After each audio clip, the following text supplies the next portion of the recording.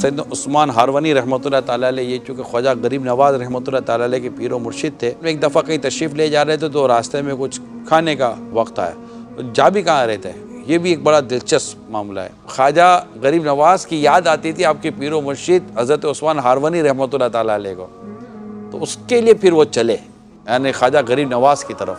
खैर वो तशरीफ़ ले जा रहे थे तो रास्ते में खाने का वक्त हुआ, तो वहीं कुछ आग परस्त थे, मजूसी जिसे कहते हैं। तो आपने उनको कहा कि उनसे थोड़ी आग ले आओ, खाना बनाएंगे। तो आग लेने गया खादिम, तो वो कह दिया भाई हम तो इसको पूछते हैं तो हमारा खुदा है, हम ये कैसे दे देते हो।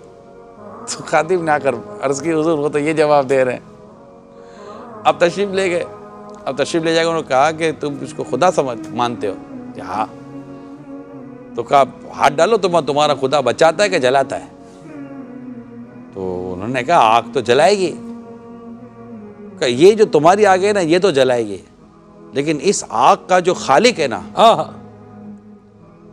जो मेरा रब है, अल्लाह, ये आग उसके हुक्म पर चलेगी। ये कहते हुए आपने उनका बच्चा लिया और आग में चले गए। अल्लाह से दुआ करते हुए गए कि इस आग को इस तरह ठंडा और गुलजार कर दे जैसे इब्राहिम अलैहिस्सलाम पर किया था।